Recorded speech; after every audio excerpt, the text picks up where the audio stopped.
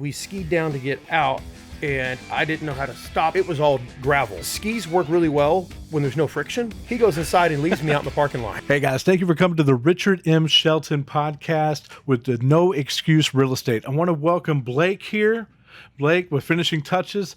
Fantastic. We're going to talk about life. We're going to talk about family. We're going to talk about time. And we're going to talk about real estate.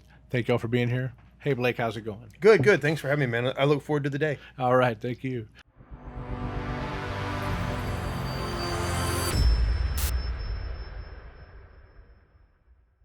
So how's your day going today, man? It's too early to tell. It's too early to tell, man. Well, thank you so much for being here. Really glad you came on board. So tell the world a little bit about you. Well, my name is Blake Johnson. We are a company called Finishing Touches. We specialize in general contracting for real estate investors. Awesome. I'm one of those. Yeah. Then we're a good match already. We're a good match already, man. I'm glad you're here. We'll definitely get that going. So, I mean, tell me a little bit about how you decided to kind of get into that industry. Well, it's kind of a long story. I'll try to give you the short version of it. Sure. I was doing a lot of handyman stuff around my house on the side, and then for family members and stuff like that. And then I was kind of thinking about how to go take it to the next level, do something different other than just helping out word of mouth. Yeah. And I was sitting at a McDonald's in East Fort Worth where I grew up. Okay. And I was sitting there having breakfast with my wife, looking back, and there was a park bench on a park bench, the advertisements on a park bench. Yeah. And it said, "We buy houses." Yes. And it gave a phone number on it. Okay. And I was like, well, if he buys houses, he needs someone to fix them up. Correct. So, and I was so aggressive at the time. I felt invincible. I could do whatever. It didn't matter. I wasn't scared. I was fearless young. So I just called this guy up and said, "Hey, do you need help fixing up houses?" And he was like, "Actually, I do. My contractor just walked on me." Wow. I met him. I have no idea what I was doing. I should not have been doing what I was doing, but I faked it till you make it, right? Yes, absolutely. So I basically gave him a number, lost money, but I did the job, got through. He gave me another one, and I was like, damn, that worked. Yeah, that's it. So then I started creating a list, which I still have the original list with me today. I was doing bird dogging in reverse. Okay. So I'd drive around, and everybody that had a sign that said, "We buy houses," then I would call them and see if they needed work. And it just kind of evolved, and here we are. Man, now we do about 225 houses a year. Well, that's pretty good volume. Yeah. So I mean, you're running 18 to 20 houses a month. That's pretty significant, man. Yeah. Those are a lot of projects. So I'm assuming you got a pretty good team put together. We do. We have at any given time we have 3 to 4 project managers, and each project manager is running multiple jobs, and then it's kind of a pyramid effect, and everybody supports everybody. That's the big part for us is I learned how to scale at a very early age. Yes. Yeah, that's a super important part. I mean, I came from the automotive space, and having teams in place and having everybody understand what they need to do was super imperative to making sure that we were able to achieve our goals. Right. And I think when I moved into the real estate space, if it wouldn't have been for that idea of how to organize people and make the system work, then we would have had a lot of chokeholds. I can't be everywhere doing everything at once, and I'm sure you were kind of running the same thing. You can't rehab the whole project, so you got to have teams, you got to have people in place, and you have to have somebody that has oversight over making the decisions. And right, so that working out pretty good for you, man. So I mean, you've been doing this for a while. I see you started this back in what year? 99, man. Yeah. So we're 23, man. So you've seen a lot of changes. I've seen a lot. Yeah. What are some things? Share some of those. Some of the things that I've seen that have changed. Well, I saw the market dump in 08. Yeah. Saw that happen. Saw it bounce back, and it's interesting. I've watched it go full circle, which is really cool for me. I get excited about it because I watch customers that we rehabbed their houses back in 2009 and 10. Yeah. When the market was at its lowest. Mm-hmm. We rehabbed those houses. Those houses were purchased for 50 cents on the dollar. Yeah. And then they went through the cycle. They held them. Then around 16 and 17 and 18, they started selling those houses. So we'd have to go in and fix them up again and get them ready to sell. And it was unbelievable how much money. I mean, we as a company literally made multimillionaires out of these people in these houses and in that timeline. And that gives me such a good feel. It just felt cool to be a part of that and watch it happen and watch this. Some of these clients were taking it and turning it into generational wealth. Absolutely. Which is unbelievable for me because I felt like I was a part of that, even though I'm not their family, but I've been around so long that I've seen that thing go full circle. Oh yeah, yeah, that's fantastic, man. So you've got you've helped some people become millionaires. You got some generational wealth, and then what about yourself? What are your goals? What are your ambitions? Man, I don't think we have enough time. We don't have. That's okay, man. Well, I mean, well, let's take the number one. If you could make something, if you could put all of your energy onto one focus right now, what do you think that would be most advantageous for you? What would you like to see happen the most? That's a tough question, man. I would probably say for me, I'm probably putting more time right now into my family Yes. than I am probably my work. My work is taking a different turn because the interest rates are higher, so it slowed us down a little. Yeah. So I'm actually in a position, by the grace of God, to be able to take a little bit more time and kind of enjoy that slow time, because my son's he's getting where he's going to be out of high school next year. Oh, so yeah. I'm getting to the point where I can really spend a lot of time with him and my daughter and just kind of hang out and just kind of riding and waiting for the next crash, and then we'll jump back in feet first. Go back in it again. But I'm 100% with you on that. But family time is there's nothing that can replace it, man. It's what I've kind of find. My kids. I have 5 kids total. 3 that are my blood, 2 that are adopted, and the time that I get to spend with them it just can't be replaced. I spent so much energy trying to develop a career, build myself up, create stability for them, and take care of them. And then in doing that, I missed some opportunities along the way to be a part of their lives. And I think that more so than quality time, I think sometimes it's just a quantity time. Being there, helping them tie the shoes, learning how to make a sandwich, learning how to mow the grass, learning how to build wealth, how to get their first job, how to drive their car. Like those are the things that stick with them for eternity. And I think that over time that similar to you, my oldest son graduates next year, and then my youngest daughter's 8, and so she's got a lot of life to go, and I think watching them evolve, I want to make sure that I'm more active in their life. I've started to automate more of the systems in my business so that I would have more time to spend with them. So I mean, I'm 100% with you on that. That family time's super amazing. Yeah, I looked up one day and my son was like 5 or 6, and I was like, man, I was burning the candle at both ends. I cut the candle in half and I burned all 4 sides at the same time. Yeah. And then I looked up and I went, I don't really recall being there. Like, I can count the amount of diapers I changed. Yeah. It was like 1. Yeah. That was by design, though. Yeah. But it's a shitty job. It is. But my point is, I looked up and I said, man, I got to fix that. And then, we kept working, kept staying really busy. And then now I'm in a position where it's like, okay, the market shifted. Our business model is still working. And it still works. We've just made a few shifts in how we operate and what we're doing now. And so that frees up some of that extra time.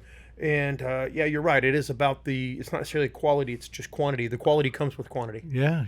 I mean, with the exposure, you're going to get, just hanging around each other, you're going to find those awesome moments, but you got to be there. Yeah. It's interesting, how it works. And, I look forward to hopefully our friendship will grow, and you can share how that success is going for you as life continues going on. You'll be like, hey man, it's doing awesome.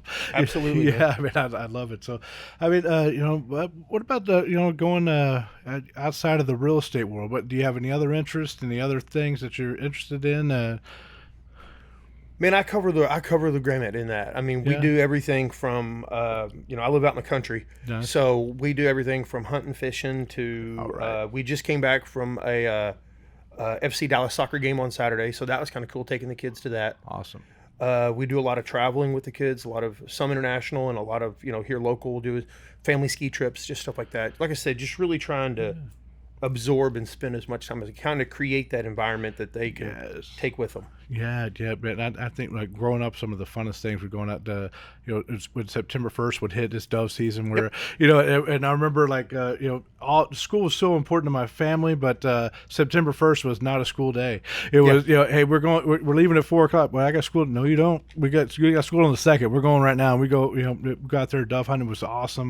Some of my best memories are going out there hunting and fishing. And I'm actually not terribly far from you. My hometown is Fort Worth.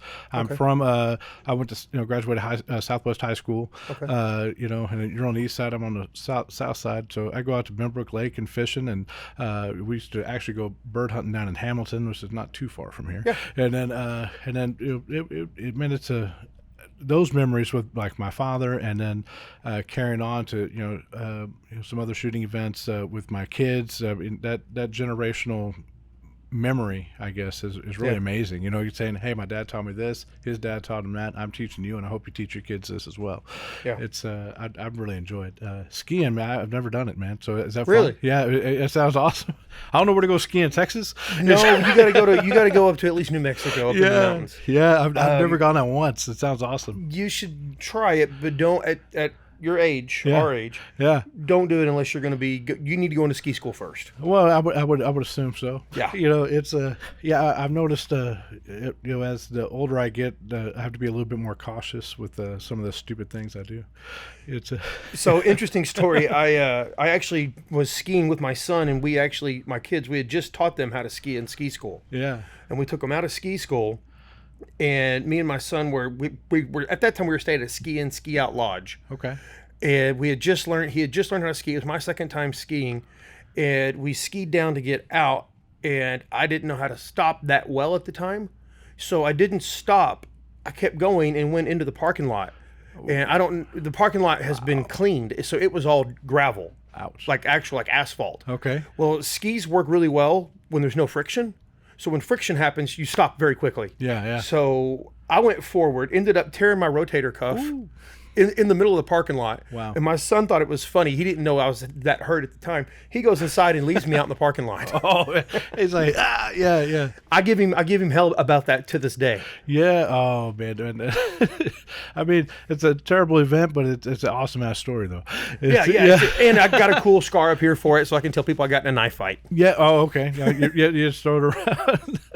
Oh my goodness, man. So I mean,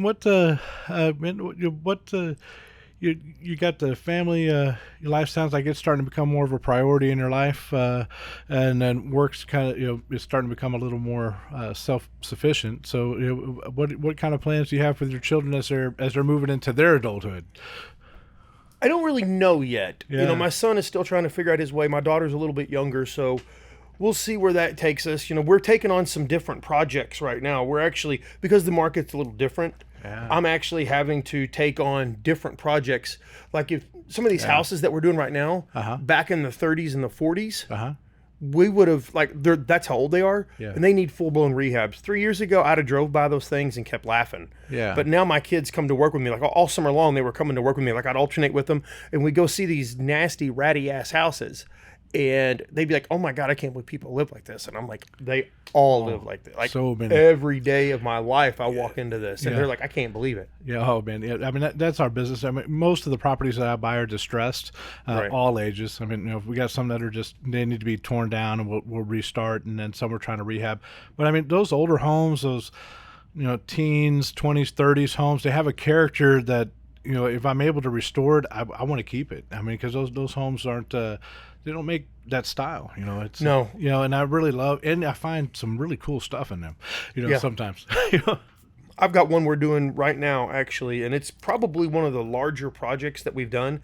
I normally wouldn't take on a project of this size, but the customer is so down to earth that it makes it so much easier. Yes. But it's a 1920s built house.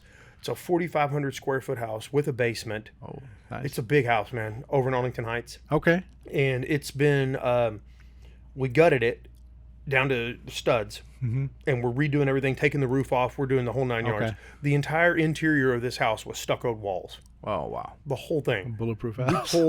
We pulled almost 10 dumpsters full of stucco out of that house.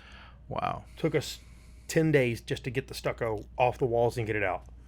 But that one's a complete rewire, redo, re-overhaul. Yeah. Those are fun. I mean, we go through, strip them down, go back to the studs, and build back up. That's a lot of project, and I'm grateful for the guys that we hire to do that in my area, because that is way beyond my capabilities. It's a lot of work, man. It's like, I'm good, all right, on the paint and fixing some little trim issues, but when I go out there and I'm like, call the professionals, man. I'm good at the money side. I'm good at working the deal, making sure the math works. You guys make it look pretty, because that's not really my strong suit. It's I have a sales background, not a that type of work. So I focus mainly on how do I get the deal, how do I acquisition the deal, how do I make the deal make sense, how do I find the funding, how do I find the resources, how do I get rid of it, sell it, refinance it, keep it, make it a rental, whatever. But making it look pretty, I just throw in the idea. Make it this scale because that's sellable. I want a grayscale or a brown or this. Y'all make it pretty.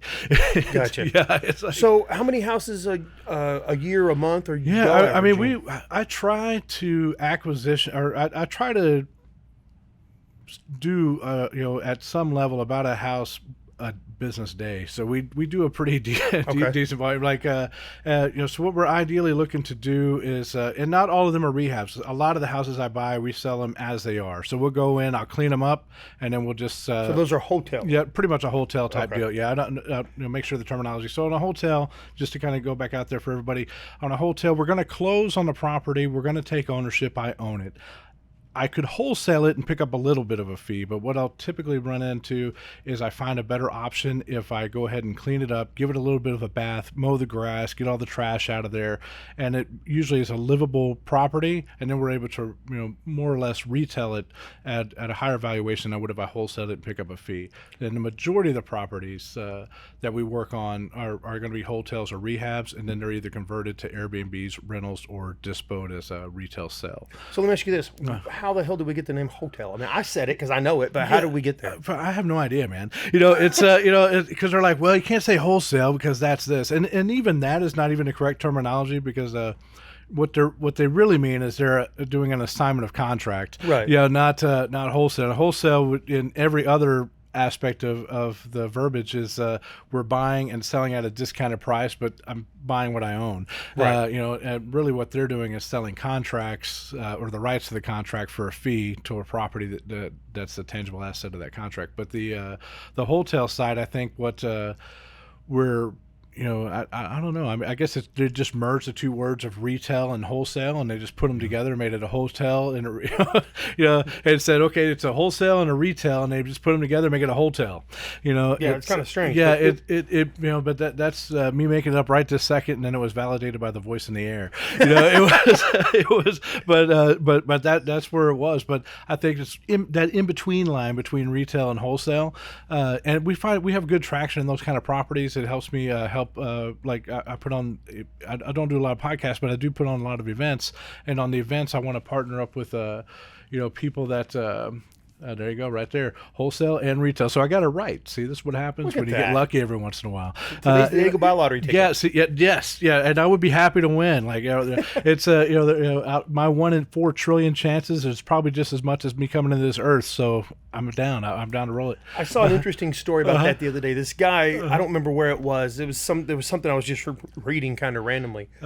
This guy had won the. I'm gonna tell the story backwards. Okay. He had won the lottery. All right. He didn't disclose to anyone. Kept it all a secret. Okay. And then the days after, he called all of his family members, all the extended family and everybody, and asked to borrow $2,000. Correct. He was in hard times. He needed a couple $1,000s. Could anybody help him? Nobody helped him. Yeah. So then he turned around later that week, and then he announced that he had won the lottery. Yeah. And he had all this money now. And everybody that came to him that told him no turned around to him, and he's like, sorry, you couldn't help me when I needed it. Yeah, and that's interesting little lottery tidbit I heard. Yeah, I mean, and see, as for me personally, nobody would know. I would make it look as though it's a part of the success of my company, and not that I ran into a windfall, because people tend to feel entitled to what you came by easily, and they don't feel so entitled. Like, you've been working on this for 24 years at this company, you earn whatever dollar you have, But if you just run into money, even with your business going, they feel entitled to that money, and I think for me, it would just end up in trust and LLCs and corporations, and nobody'd ever know. I agree. Yeah, so you had asked me earlier how many, how big is the operation? What's the team look like? So on your side, what does that look like? Yeah, so for my team, it's pretty small. I mean, for the most part, for the longest time, we ran with basically 2 people. Then I subcontracted out everything else. So it's me and my partner. We go out there and find the opportunity, and then put the team together. Then I would get with this contractor, and this contractor, and I guess we'd be sort of GCing, overseeing. So I showed the project and say, hey, this is what I want done. what is it going to cost me to make this thing look like this, and then we'd work with that guy. Then I'd partner up with somebody else, and just a handful of we just had a handful of different contractors. So just moving and shaking, basically. Yeah, basically just hustling. And then what started happening when I was in automotive for like almost 3 decades, about 2.5 decades, and then I wanted to not work like I did there. I was working from 7:30, 8 o'clock in the morning until 9, 10, 11 o'clock at night in a box, 9600 hours a week, 6 days a week. No, I went on one vacation in 25 years ever. Damn. One 7-day vacation. Yeah, that's tough. And so I didn't want to do that. So when I got into real estate, I'm like, oh man, I don't need to work like that. I can make decent ass money just helping people out and just kind of being retired and doing this thing. And then, but the problem is that work ethic that still existed from managing dealerships doesn't die. So I just like, well, if I can do this, well, I can also do this. Well, I can also help people. So I ended up building those teams. So at first I just worked in managing the contractors. And now what it's kind of evolved to now is now I got, I trained up an acquisitions team which basically works on doing the property. So I go out with them when they're new and say, okay, this is what I do. I'm not saying it's the best way, but this is how I do it. This is how I value it. This is what I want to see. And this is the numbers and the mathematics that I use to formulate how I'm going to put this deal together. If it's here or less, then we're in. Then we'll contract it up and we'll move forward. And I teach those guys how to do that where I don't have to be there. Then on the disposition side, okay, now we're going to get these guys set up, and your job is to sell it. You're basically, we own it, we're closing it. You guys get it out there. You get the pictures, make it look pretty, maintain the relationships with the seller, with the buyers, the cash buyers on the backside, or work with the realtors or get with our realtor team that's going to retail it. It's going to go retail. Airbnb is really mostly managed by me or my partner. You do a lot of those? We do a few. Me and my partner have a handful of Airbnbs. They work out pretty well. The way personally I had gotten into it was I had a flip that was actually an older home, a 1930s home that it ended up making it look really, really well. But at the time I bought it, rates were about 3 to 4%, and then they went up, and I'm like, well, I got to pivot because I ain't selling it. I put it on the market. It's sitting there. I'm paying this payment. It's $7,000 a month for a year now, and that's I could have paid 2 or 3 people's salaries. It's depending on where it is. So then so we converted that one to an Airbnb, and I tried to rent it at first, and I couldn't rent it to enough to cover the service of note. And I'm like, well, maybe I'll take a little bit of a loss till the market recovers or stabilizes or whatnot. And then I said, well, it's close to the water. It looks real pretty. Let me just make it an Airbnb. 600 a day. So I'm like, you fucking kidding me? I should have done this. I couldn't get anybody to rent it. I posted out there. They're laughing. That's too much. It's crazy. I put it as an Airbnb. Just rent. And you still have it now? Yeah. Okay. I mean, it performs really, really well. It's the reviews are fantastic. The property looks great. I don't intend to sell it at all, and it's possible that at some point, if the economy changes, I might relist it and try to sell it. Or it's a nice enough house. I might even consider living there. It's a good home. It's right. Maybe, I don't know, 100 feet from the water. 100. It's close to the ocean. Are you familiar with Corpus area? Vaguely. Okay. Well, there's a strip called Ocean Drive, and it's on actual bay, not the. So it's in a good location. Yeah, it's a good location, but it just wasn't. It wasn't moving. When the rates went up, those buyers were like, "Yeah, we're not hot right now." Yeah. And then I had some others on what's called the island in Corpus, some other high-end houses. I think that one was $770 or something like that. So a little upper expensive for the area. Most of the homes in Corpus are $250 or less. But the and that one it sold, but it took a while. It took like 6-7 months, and I'm like, I'm going to trim out on these $1 million properties for me. Yeah. No kidding. They're expensive, and it chews up the profit. It's because for just what I spent in payments, I could have bought 3 or 4 hood houses and flipped them in 10 minutes. Right. It's for $100,000 in payments, I could have gone and bought something for 40 or 50 grand, sold it for 60 to 80 grand, and be done at the same day, and that just makes more sense.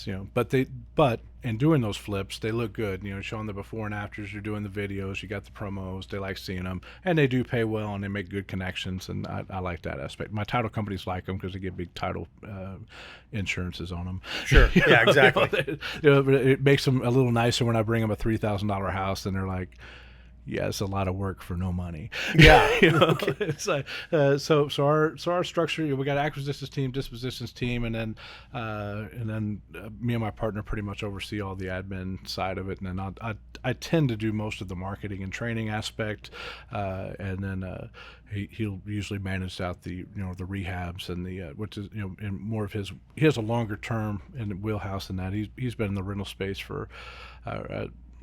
I'm not 100% sure, but I'd press on 25, 30 years. Okay, so he's very well rounded. Yeah, versus on my side, which is not the case. I got into this business in 2018 just out of boredom, really. Like, hey, I'm at the dealership. Let's see what this is. Let's put this deal together. I heard the word wholesale. I'm like, I buy cars. I sell cars. I'm running dealerships. It's kind of the same. It runs the same vein, huh? It's almost identical. That's interesting. I about that. So the parallel, and I think that's why it was easy for me to transition and excel pretty well, is because there was not a lot. The product's different and the process is slightly different, but the idea is the same. I'm trying to buy at a discount and sell at a premium, and then needs work. And put the work into it that's necessary, that is budgeted correctly for the project and the end product that I'm trying to deliver. That's interesting. So that's a pretty slick transition. Yeah, really, when you look at it, it worked out great because it wasn't. I always liked real estate, and in my mind, and keep in mind, I mean, I'm as a GM of a dealership, some of them are making $1 million a year. I wasn't that guy, but you're making $400 to $500K or something, and it's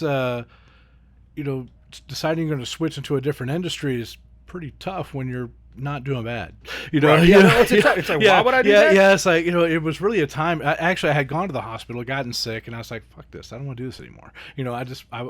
My dad's sick, and he had passed away since then, which I knew was on the table. My mom not doing super great, but she's still around. But I never had time. I went on one vacation in 25 years. That was a sincere, 7-day vacation, not something I worked in on a Saturday or something.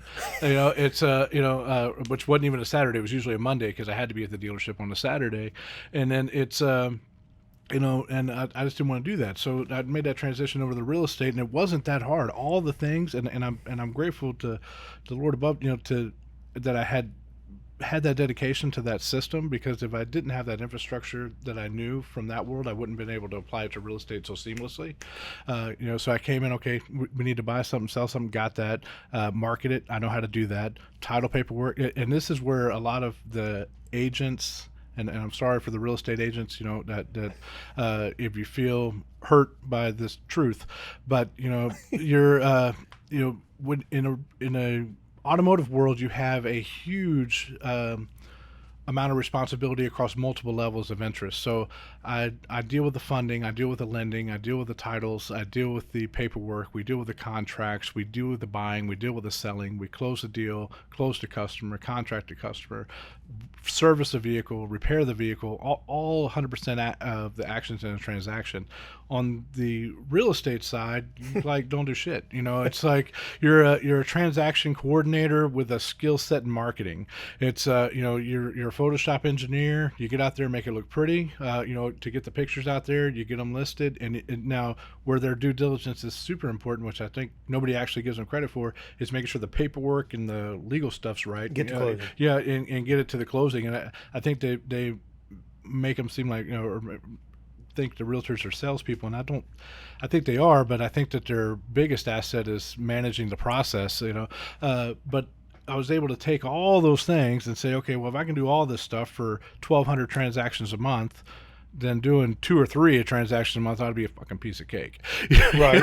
It's like, it's so you mentioned something interesting. Yeah. So correct me if I'm wrong. You said real estate agents are transaction coordinators. Yeah, well, they're transaction specialists, I guess. No, that's interesting. Yeah. I hadn't looked at it like that. Yeah. So, I've got my own concept of agents, and I love all of them. Don't get me wrong. I love them, but it's like this. They come to me all the time as the general contractor, and they're like, Blake, we gotta sharpen that pencil. And I'm like, sharpen the pencil? Hell, I can't even afford the electricity for the pencil sharpener. Yeah. I'm having to use a box knife to keep this thing sharp. That's it. Yeah. And so then they sell that transaction. Yeah. And then they basically say, hey, you need to come down on your budget.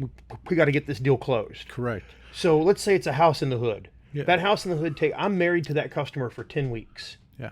And we're going through that entire process. We're going through the marriage, the labor pains, the Absolutely. growing pain. They've moved on to the next transaction. Correct. And I'm still stuck back here with this relationship, massaging it, trying to talk them off a cliff because they got broken into and all the materials got stolen and we got to pre-buy all the materials again. Yeah. Oh, yeah. I hate that.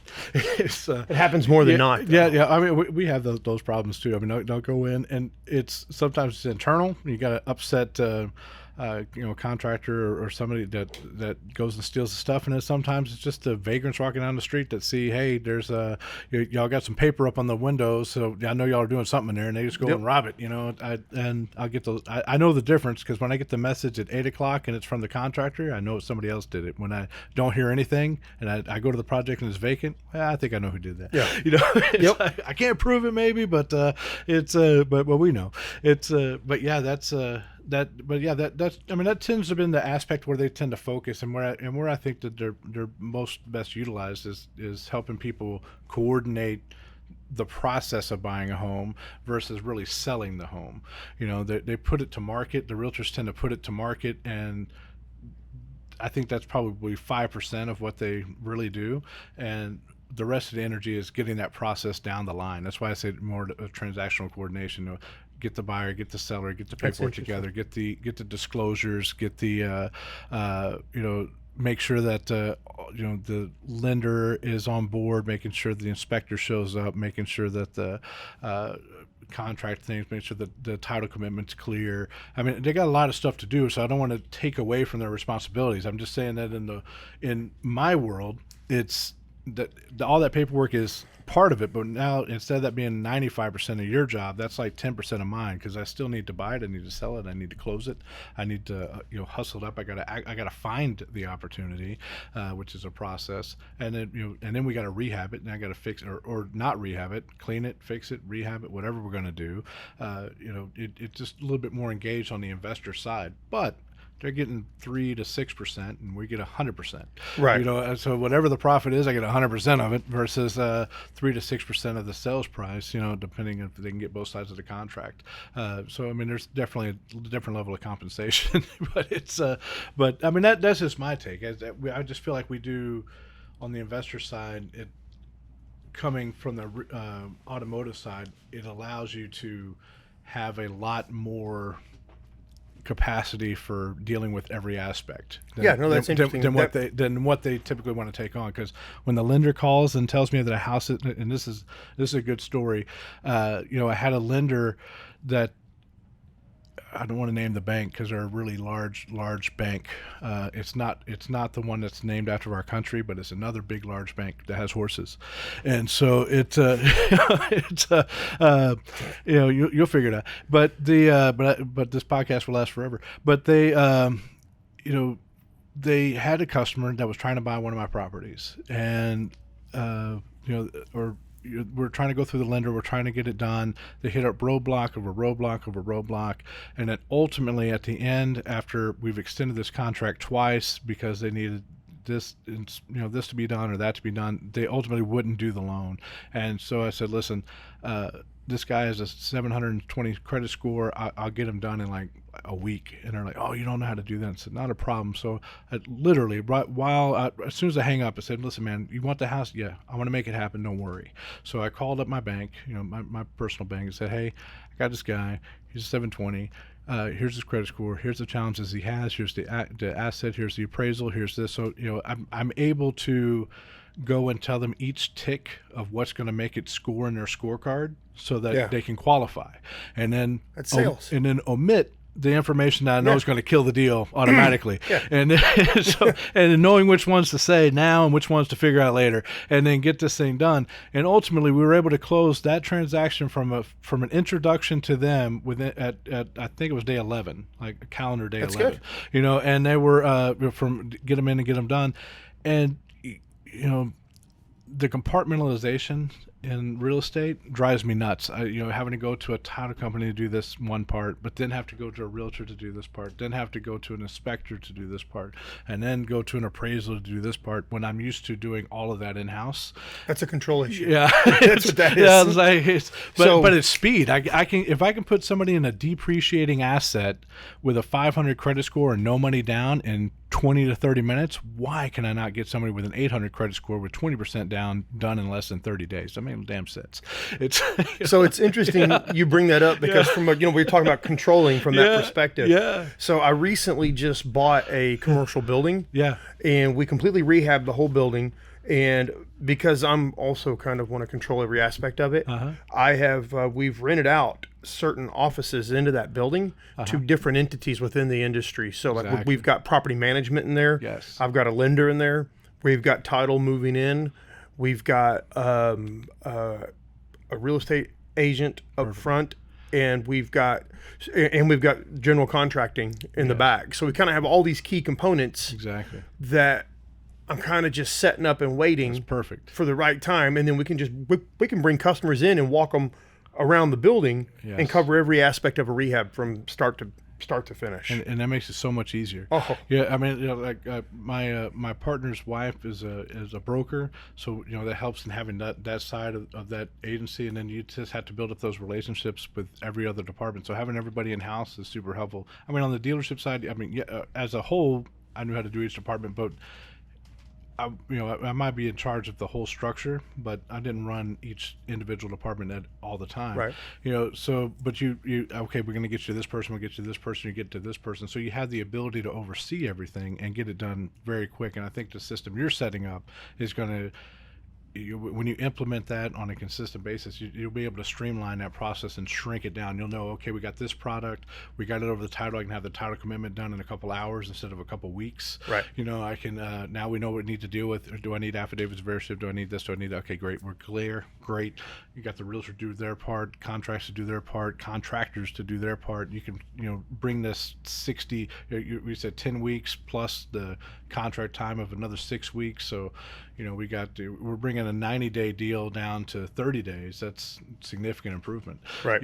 So your turnover time, that allows you to 3x your portfolio just by time management. Improvement. That's what we're hoping. That's what we're working towards. I think that'll be phenomenal. And that's and I talked to my partner too. I was like, listen, I'm going to buy a title company. I don't know how. I don't know anything about it. We're going to figure it out because this is driving me nuts.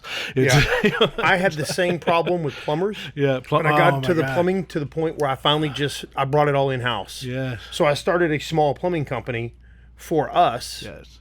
I don't really go outside of us, but I got tired of the outrageous prices plumbers were charging. So I brought it in house. So it's kind of the same thing. I don't need a title company per se, but I had to figure out how do I avoid my customers getting raked over the coals by outrageous plumbing bills and not being able to manage the time aspect. I'm waiting on them. Yeah. If you're waiting for this trade to come in and waiting for this trade to come in, and they're two complete different entities you don't have some control over, you're at the whim of their business, their situations, what's going on in their world. If you have it in-house, then you should in theory be able to, if you're good at organizing, be able to put that together where it's a little more seamless we process. Can definitely organize it a little bit better than I can going through third party. Yeah, third party's tough. I mean, it's and also being cheap is tough. I found that out too, man. One of the biggest mistakes I think I made when I first got in here is I wanted to save $1 that cost me hundreds. For any of the people that know you that they're arguing about a couple bucks, I'll go out there and I'll break down the mathematics. If it took me another 4 weeks to get the project done because their ass doesn't show up, then then that's another payment. So it didn't cost me, I didn't save $300-400. I spent another $2,000 and 4 weeks of my life. So I use that statement a lot in our day-to-day operations, and I call it jumping over a dollar chasing a dime. Yeah. Investors are the worst at it. It's because they're so cheap, or frugal, if you will, because they don't look at the big picture. And the big picture is I get a lot of people that say, "Well, Blake, your company's more expensive than the other guys." Mm-hmm. I say, "Okay, well, what do the other guys offer you?" Correct. And it's like, okay, look, let's look at, because in a lot of the classes I teach, it's like, okay, let's look at it as a three-legged stool. You got speed, quality, and price. You're only going to get two of those. So which two are most important to you? And that's what you're going to get. You're not going to get, you'll never get all three in the world of rehab. So which two are the most important? And let's focus on those two. Yeah, yeah. And they always say, well, I really need all three. Yeah, well, of course they are, but I mean, there's obviously a difference in quality between, in what you're going to get done. You're trying to lowball everything, and you spend a lot of energy trying to save negligible amounts of money. And what I tend to find out that ends up happening is, if the guy's telling me that it's going to be $5,000 to do this, and then I negotiate it down to $3,000, he feels like he lost his $2,000, and Right. in his mind. He may never say that, and he may do a decent job. If I pay the dude the money, he's got the incentive to go there. He knows what it really is going to cost him. And then if I do the $3,000 deal, miraculously, I'd say probably 80% of the houses we flip, they end up finding a way to get that $2,000 back anyway, But now it's interesting. now it's a contention, Now, Well, and- yeah, it's there'll be, well, we had this extras and we had to change. What did we change? I wanted it fixed. Well, because we had to. You knew that was going to be there. Well, yeah, but you wanted a better price, so we were going to do this, but that didn't work out, so it's still going to cost you the same. I can save all that fucking grief and just. Okay, find good people. Yeah. And I think that's part of the problem that from the contracting side of things that I see as a problem is everybody, and one of the classes I taught, I kind of came up with this slogan. I didn't even mean to come up with it. Yeah. But it's, if you treat us like contractors, we'll treat you like customers. Yeah. Treat us like teammates, we'll treat you like a team player. Yeah, that's great. And you I let love that it. resonate for a minute. We need to put that up on the screen. It's But it's a true. When I said it, I was like, "Oh my God, I probably offended some people." But then I was like, "No, that's actually I don't think so. 100% the truth, man." It is 100% the truth, and there will be people who are okay with picking one side or the other. Yeah. There are some who are like, no, I just want to be the customer, and I don't want to be on your team. I don't want to be your friend. Yeah, I want to be your client. I need this and this, and I don't, that. And then there's other people like, hey, man, like in our case, some of the contractors with me long term, we work with these guys on not one project or two or three. We're talking 30, 40, 50, 60, properties. So it needs to they got to get done. I need a relationship here. I need to know that I can trust you to do the job. I need you to understand what it is that I'm looking for in general, so that you can deliver without me having to go and oversight each project. It's and it makes it a lot easier. So for those kind of relationships, I'd rather them be a team relationship. It might cost me a little bit more, and the increase kind of goes up, and we're all growing together. But my stress level is less, my worries are less, my time on having to micromanage anything. I don't want to micromanage it. I want to trust that the people that I have in place are going to do the best job that they're capable of, and I think we do best with that when we work as a team versus as a entity to entity. Well, when it's entity to entity, everybody, and guys, just clarifying, this comes with time. This isn't something you just pick up the first guy on the street and go, well, I want to be your teammate. That evolves. It takes a little time. But, customers and clients, they're going to keep their cards really right here. Sure. And they're going to keep them real close, and they're occasionally going to put a card on the table. We want to get to a point in our business, because these are businesses that we're building, as far as investors are concerned. We're building businesses. So at some point, we need to be able to put most of the cards on the table. Now, you don't want to give away the golden egg, if you will, so to speak. Yeah. But you want to be able to have those open conversations. I got a client right now that we're doing a project for. This is our second large project for her, and I would continue to work for her on large ones, which I normally don't for other people. Yeah. But I'll give you an example of the type of relationship that you can strive for. And again, this isn't with everybody out there. This is something that's molded over time. And it is a trust factor. But she was leaving to go out of town, and we're ready to start this job.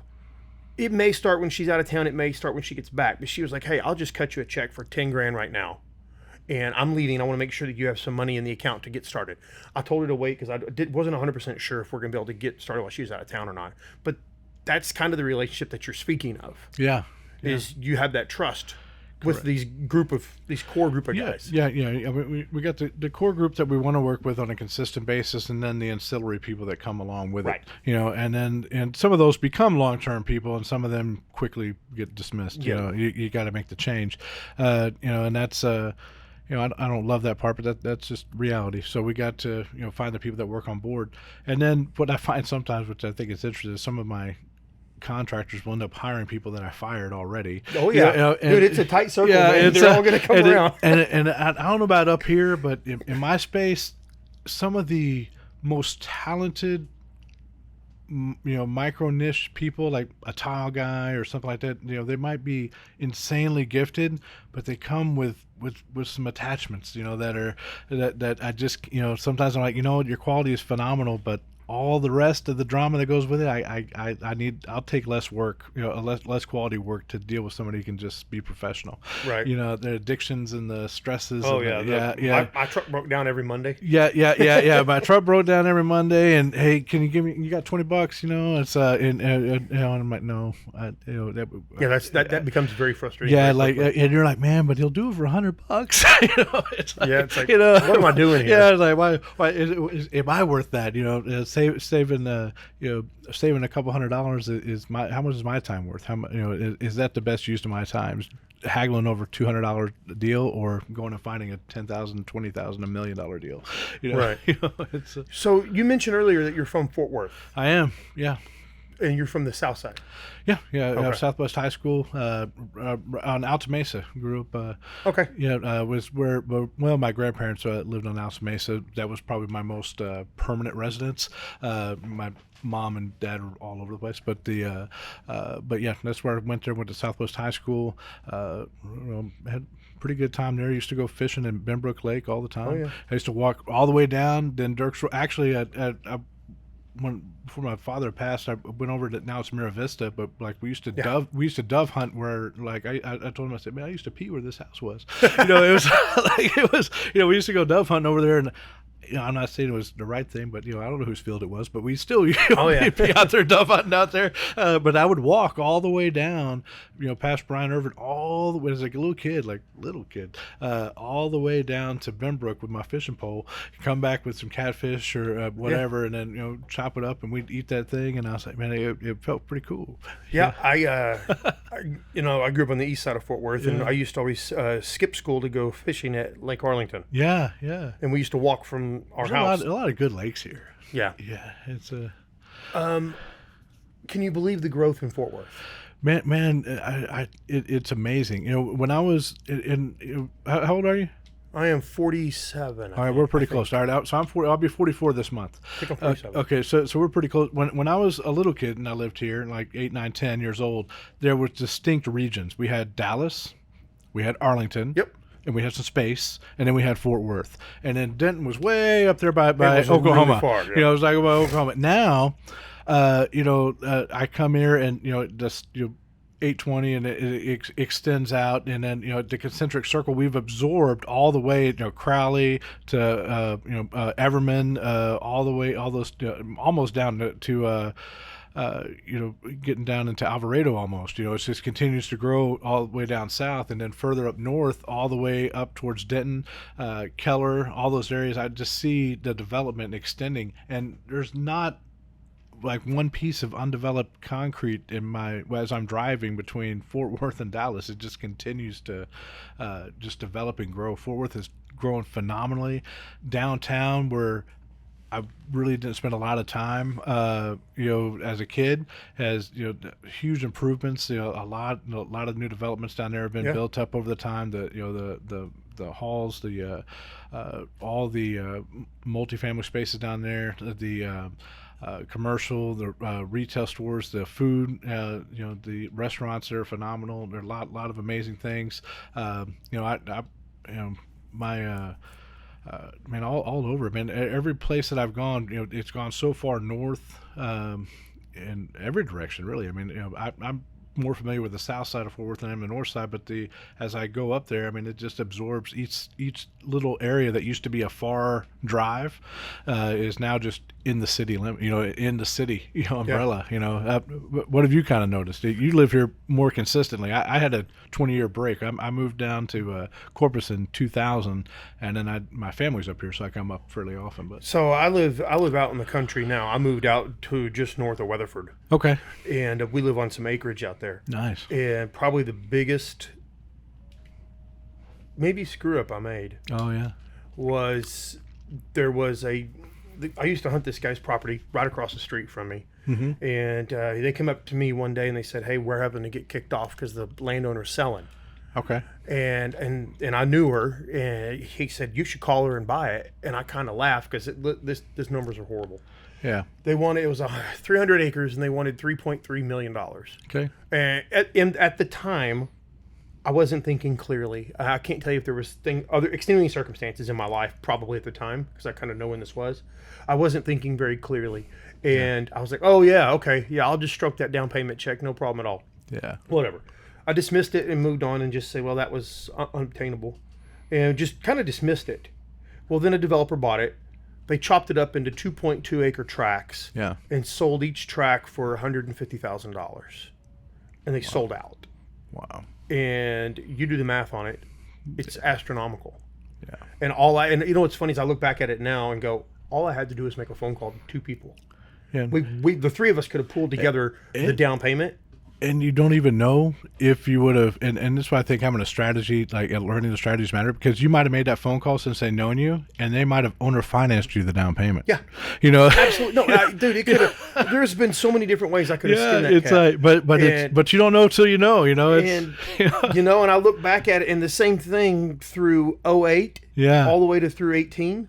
Yeah. Man, I was walking into houses, I knew all the bank codes at the time. Mm-hmm. So the bank codes like Auckland, First Financial, all these different banks, they all use the same combination. Yeah. Well, they all had the same. Their lock boxes were specific to, like, the color. Yeah. It would be OCN, and that's an Auckland bank-owned property. Yeah. So I had all those codes. I could go into these houses. I was looking at them for customers.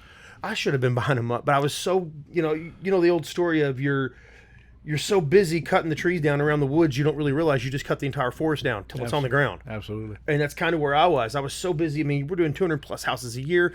Cash flow is moving. This is happening. Customers are happy. And then I looked up and went, I've made millions of multimillionaires. Yeah. And you could have been some of them.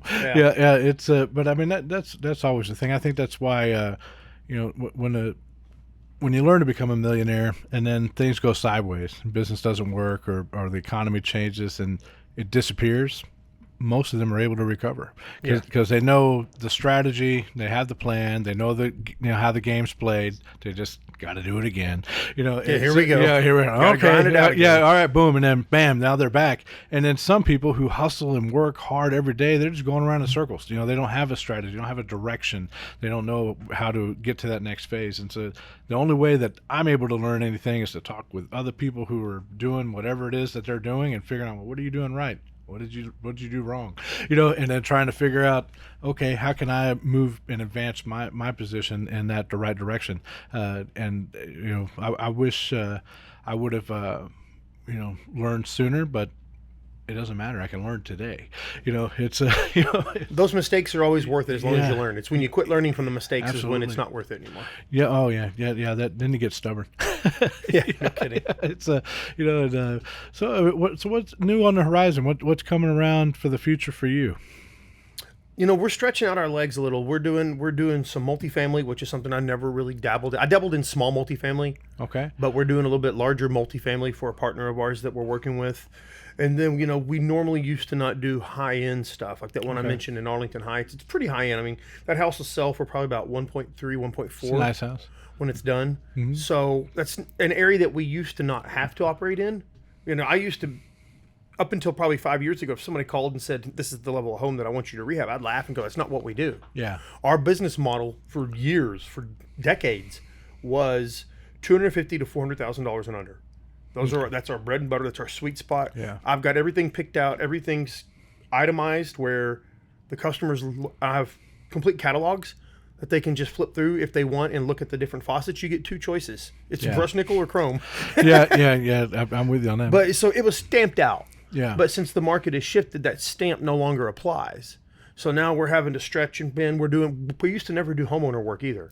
Now we're selective on our homeowners because we have to vet them like they need to vet us. Absolutely. Because that's a marriage. Mm-hmm. So we don't work for every homeowner that comes across our plate, but we try to pick the ones that look like we're a good fit for them. Yeah, and crazy doesn't go away. You make the wrong connection, and they'll latch onto you for eternity. It's so you got to choose your partners wisely. Yeah. I remember one time we were doing a homeowner. This was several years ago, and my wife was actually pregnant with our first son at the time, and I had her sit at the house, and she just sat on the couch and read a book all day. Yeah. because they had a cat that almost got out, and because the workers were coming in and out, and it was a $9,000 cat. And when I found out it was a $9,000 cat and they weren't going to kennel the cat, then I brought my wife, and she literally sat on the couch and watched the cat all day. A $9,000 cat. That's what I said. I was like, oh my God. All right. Let that thing out. I'm in all sorts of trouble. Yeah, that's pretty insane. Yeah. So, oh man. Well, good deal, man. So, what about like on the world stage, man? What are you kind of seeing? How's the world looking for you? The world, that's an interesting topic. Yeah. The world stage it's a crazy ass stage right now. Yeah. It's very, I don't know what's happening with all the political side of it. I mean, I don't even know if we want to get into the political side of it right now. And you can, it's up to you. But it's but I mean, there's a lot going on. I mean, we got stuff going on in Maui. We got the BRICS systems. We got the war. I saw where somebody's joining that BRICS system, or yeah, something new was happening today about that. I just caught it. I don't know. I haven't looked at it today because I haven't been on my phone much. It's up there somewhere. But it's I mean, that's Brazil, Russia, India, China, South Africa, and now Saudi Arabia is wanting to kind of come on board. Yeah. And so that from my understanding, I mean, their goal is to create their dominant currency to compete against the dollar. And right. Our concern would be that that's going to devalue our dollar and devalue our control over different regions. So I'm sure that'll motivate us to be responsive at some point. Yeah. It's however that manages out. So I mean, but I mean, it seems that the world's kind of trying to make some changes on it, and I'm just curious. I mean, have you got any insights as to what how you think that might change things for us here in the States or in real estate space? And so, as far as the real estate space, I can speak, a lot about. Sure. I can speak about, like what the interest rate's done to us.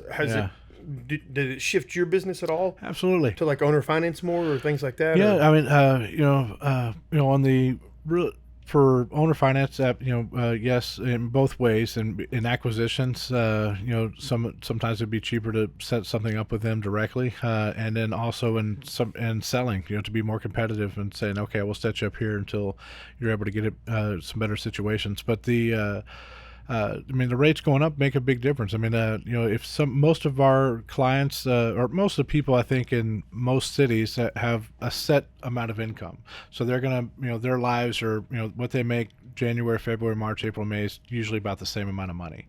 Right. So versus in our world where it might be, I might have $1 today and $1 million tomorrow because something changes. But in that case, they're going to have a budget they have to stick to. And let's say that, let's say their budget's $2,500. At $2,500 in March of 2021 would have bought them a $350,000 house. Right. Today, at 2.5% or 2.7%, would have been about a $350,000 house. Today, that would be probably about a $200,000 house. So that's 150. At 7 to 8%, it would put them at 8%. It would put them at $205,000. So that's $150,000 of equity just gone. Yeah. And it's not really gone. It's reallocated. It went from the consumer and the seller's asset to now the Federal Reserve's asset as interest. So they transfer that value and pull that equity out of the market and put it into the Federal Reserve to fund projects that are going on overseas, so and domestically. So it's like an additional tax. Interest rates are definitely impactful. They make things cost more. The cost of everything goes up, but the wages are not going up. So it costs me more to rehab a house, more to buy a house, more to maintain, more to borrow the money to service the debt on the house. But the person I'm selling it to still isn't making more money. Right. So it's so I can only sell it for what they can manage and what they can budget for. So in that regard, the interest rates do have impacted. They do help with slowing inflation to a little bit of a degree, but I always think it's interesting. We talk about the inflation. This we need to stop the progression, but no one ever talks about just making a free range payroll. Just saying, hey, it costs more to live, and then pay your people more. But they don't want that. They're like, oh no, we want to keep that cost fixed. It's it's like, well, then, if you make a free wage compensation, then how much it costs is irrelevant. Just we'd stay within these percentage of guidelines, and then you're there. But yeah, in that regards, absolutely, I think the interest rates have. Definitely impacted the business and make you pivot in different ways. That flip that we intended to retail out when the interest rates went up, it wasn't viable to put on the market and sell at that price point anymore. But it worked out great as an Airbnb. But it could not have. It just happened to, Right. And I'm glad and blessed that it did. So yeah, I mean those rates have done. What about for your business? How's that kind of? Well, it's interesting. I was just thinking about that. I was talking to one of my friends that's a builder, and he started this building projects in 2016, 17. Yeah. And he was buying lots in the hood and doing infill construction. Uh-huh. But he was buying those lots for like $5,000-$7,000 a lot because Yeah. he knew a couple of ladies that had deep equity pockets within those homes. So he was buying like 30 lots at a time from them before Beautiful. people really realized what was going on. I talked to him yesterday, and he was like, hey, man, I've got too many houses sitting on the ground. I got to get them done. He's still moving houses, but he's hitting that price point where it's like 240, 250, Yeah. 270. Yeah, those are the right good in there. range. Yeah, And, they're 3.2s track standard, spec build homes. one of my favorite. But he's got like 17 of them on the ground, and he's like, please help me come get these things painted and done because my guys are just moving too Too slow. slow. Yeah. I mean that sort of thing. I mean the 300,000 on less homes are the ideal spot, and those 150 to 250 are where we love to be. You know what's funny is Yeah. I was thinking about this. So over in the South Fort Worth, over off of Barry and Allen area. So I was at a closing several years ago. This would have been early in my tenure, okay? Okay. Early on. I was at a closing, and I had to attend a closing because I was the contractor closing the transaction. I had to show up to sign docs as the contractor for the hard money lender. Yeah. And I was standing in this elevator, and this guy was mumbling about some street over in Fort Worth on New York Avenue. And he said, I just got to get rid of this house, whatever. I got to get rid of it's a piece of junk, and I got to get rid of it. And he was upset, arguing with somebody else. And I said, no, I just kind of off the cuff. I was just, like I told you, I was pretty dumb and didn't care at the time. Yeah. I was like, hey, I'll pay you $2,500 for that house. Okay. And he was like, okay. And he marched me back upstairs. We went into title. We drew title, drew docs and a contract. And I went and closed on this house for $2,500. I had no idea what I was doing. Nice. No clue. Yeah. And so then I bought it. And it was, at that time, it was really deep in the hood. And I sat on it for probably 5 years. And I still didn't know what I was doing. At the time, it was a fun joke to like, we'll go see who can spend the night there at night and last the longest, like amongst my friends. Sure. Anyway, I got tired of it. And one day I just woke up and said, I'm tired of going there to mow it. Yeah. So I just sold it for $5,000. Oh wow.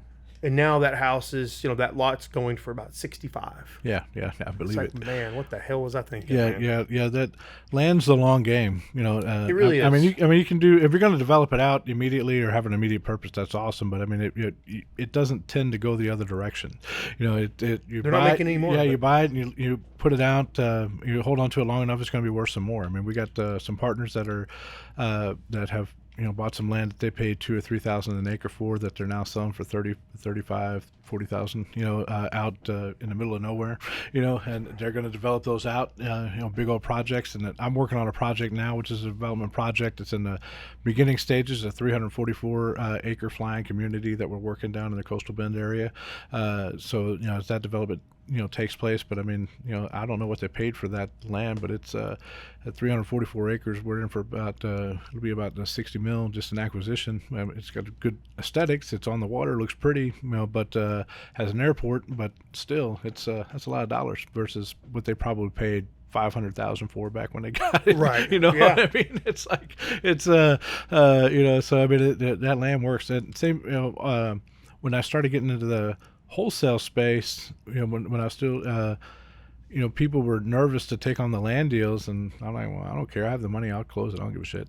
It's, so we'll run it. But every single land I've ever touched has made significantly more money. Like it's not, I've never failed on a land deal ever. I think land is a good thing. They're not making any more of it. There's lots of opportunities. You have a lot of people who have capital. The buyers that want it have capital. The builders, the developers, they have the access to the means to actually close it. On some of the trap houses or those small little houses, that's not always the case. You'll have people who want to buy them, but some of them, they ain't got the money. You get a lot of interest but no ability, and then we get some obviously that do. But I think that land is that's probably the new that's the new status symbol for people. I think is going to become. I don't think they care about the Gucci bags. It's how many acres you got. Okay, gotcha. It's like because those 10,000 acre ranches are disappearing. Those $5,000 acre ranches are disappearing. They're flying off all around me. Go to Wimberley or Hill Country. $24-30 million for 1,000 acres. It's crazy. Yeah. So anyway, man, well, I think we're about to wind this thing up, man. So can you kind of tell everybody, like, if you have one bit of information or to give out to everybody, like, what would you share as a tidbit of, something that resonates with you that would be important for people to know? In the world of real estate, or just across the board? In any space. I mean, we talked about way more than just real estate. So for me, I'm going to go back to our opening statement. Yeah. Time is the one thing you can't make. Yes. And make sure you spend the time with the people you love and the things you want to do. And we can work and we can make money and we can lose money and we can make more money, but we can't make that time. So for me, that's what it's about. For me, it's really about spending that time with people I love and doing things I want to do. And you've worked your ass off to be where you're at. I've worked mine to be where I'm at, and by the grace of God, I have that ability to do, and I'm going to take full advantage of it. Oh man, so y'all hear that, man? You can't buy back the time. You got to enjoy the time you have and make the most of what you have. So, thank you all for being here. Thank you so much, Blake. You bet. If you need something, you know how to find me, man. Yep. So thank you so much. Y'all have a blessed day. Thank you guys for being here at the Richard M. Shelton podcast for No Excuse Real Estate. We'd love you being here. Want you guys to check out, if you have any questions, come to my socials. You can go to my website, RichardMShelton.com. Find Instagram, Facebook, TikTok, Twitter, the new X, whatever you need. Come see me. We're here to help.